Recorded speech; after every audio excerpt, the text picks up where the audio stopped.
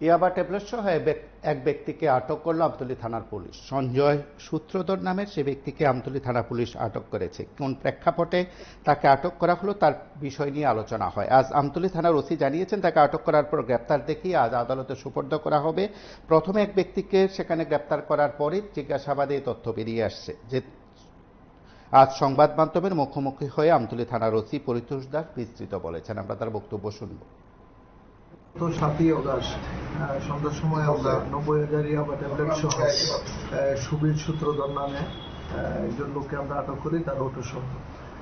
পরবর্তী সময় তাকে ইন্টারোগেশন করে আমরা জানতে পারি এই সুবীর সূত্রধর সঞ্জয় সূত্রধরের বাড়ি থেকে এই ইয়াবা ট্যাবলেটগুলি নিয়ে আসছিলেন।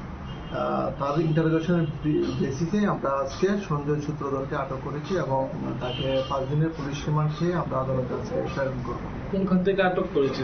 আজকে তাকে আমরা একটা সিক্রেট ইনফরমেশন পেয়েছি, সে গাড়ি দিয়ে আসছে। এই খবরের ভিত্তিতে আমরা বাজারঘাট যে বিওসি আছে, বিওসির কাছ থেকে তাকে আমরা আজকে আটক করতে সক্ষম হয়েছি।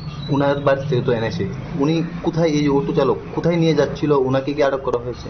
অটো চালককে তো আমরা 7 তারিখে আটক করলাম। না, উনি যেখানে নিয়ে যাচ্ছিল না, এটাকে আটক করা হয়নি। আমরা রেড করেছি ওনার বাড়িতে, যে রাজা শাহ, তার বাড়িতে আমরা রেড করেছি, তাকে পাইনি।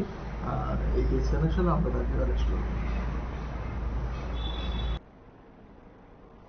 আপনারা শুনলেন সেখানে পুলিশের তরফে দেওয়া তথ্য। আমতলী থানার ওসি পরিতোষ দাস সংবাদ মাধ্যমের মুখোমুখি হয়ে জানিয়েছেন। আপনারা দেখতে থাকুন PB24।